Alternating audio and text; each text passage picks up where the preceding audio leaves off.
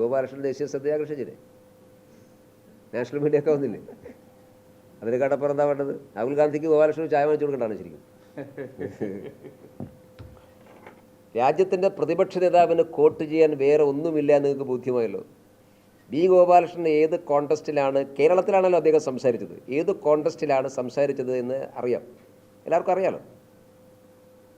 അപ്പോൾ രാഹുൽ ഗാന്ധിയെ പോലെയുള്ള രാജ്യത്തിലെ പ്രതിപക്ഷ നേതാവിനെ മറ്റൊന്നും കോട്ട് ചെയ്യാനില്ല എന്ന് നിങ്ങൾക്ക് ബോധ്യമായല്ലോ.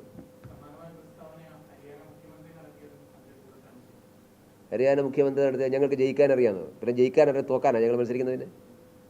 ഞങ്ങൾ ജയിക്കാൻ അറിയുന്നില്ല, ഞങ്ങൾക്ക് ജയിക്കാൻ, കേരളത്തിലും ജയിക്കാൻ അറിയാലോ. ഞങ്ങൾക്ക് ജയിക്കാനും വേണ്ടിയില്ല മത്സരിക്കുന്നത്. ജയിക്കാൻ സംവിധാനം പാർട്ടിക്കുണ്ടല്ലോ. ജയിക്കാൻ സംവിധാനം പാർട്ടി മെഷീനറി അല്ലേ, ഞങ്ങൾ അത് ഉപയോഗിച്ചല്ലേ ജയിക്കുന്നത്.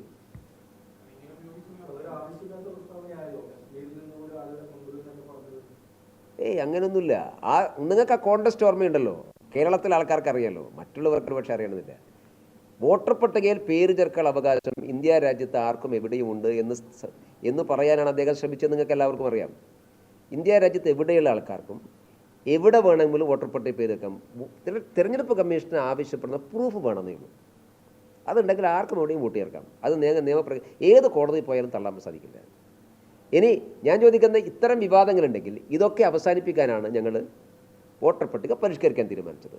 അതെന്താ ഇവർ നിൽക്കാത്തത്? എന്തിനാണ് അതിന് നിൽക്കുന്നത്? ഈ പ്രശ്നങ്ങളൊന്നും ഉണ്ടാവില്ലല്ലോ. കോൺഗ്രസ് ഈ സമയത്ത് വളരെ സജീവമായി ഈ പ്രവർത്തനത്തിൽ ഇടപെട്ട് ഇറങ്ങി വോട്ടർ പട്ടിക ശുദ്ധീകരണ പ്രക്രിയയിൽ സജീവമായി പങ്കെടുക്കുകയല്ലേ വേണ്ടത്. ഇനി ഇപ്പോഴൊന്നും ചെയ്യാതെ മാറി നിന്നിട്ട് നാളെ തെരഞ്ഞെടുപ്പ് വന്നിട്ട് കുറ്റം പറഞ്ഞിട്ട് കാര്യം?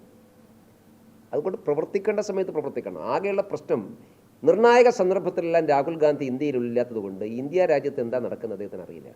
അതാണ് അദ്ദേഹത്തിൻ്റെ പ്രശ്നം.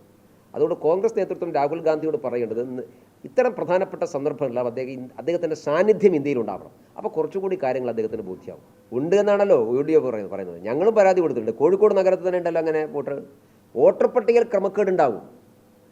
പ്രത്യേകിച്ച് കേരളത്തിൽ CPM ബോധപൂർവ്വം ക്രമക്കേടുകൾ ഉണ്ടാക്കുന്നുണ്ട്. CPM ആണല്ലോ ഇതിൻ്റെ ഉസ്താദുമാർ, ഞങ്ങളാരുമല്ലല്ലോ. CPM-ഉം ലീഗുമാണ് കേരളത്തിൽ വോട്ടർ പട്ടികയിൽ ക്രമക്കേട് ഉണ്ടാക്കുന്ന രണ്ട് പാർട്ടികൾ.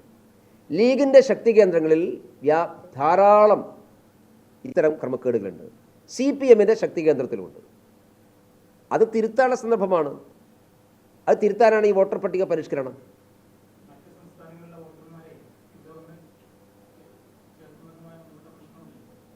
മറ്റ് സംസ്ഥാനങ്ങളിലെ വോട്ടർമാർ ഇപ്പോൾ തന്നെ കേരളത്തിലെ വോട്ടർ പട്ടികയിലുണ്ടല്ലോ. ബംഗാളികളൊക്കെ ഉണ്ടല്ലോ, അവർക്ക് വോട്ടർ പട്ടികയിലുണ്ടല്ലോ.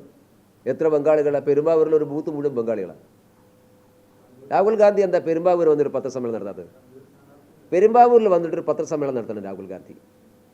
223 വോട്ടിൻ്റെ കണക്കല്ല ഇന്നലെ പറഞ്ഞാൽ, ഞങ്ങളൊരു 350 വോട്ടിൻ്റെ കണക്ക് രാഹുൽ ഗാന്ധി കൊടുക്കാം.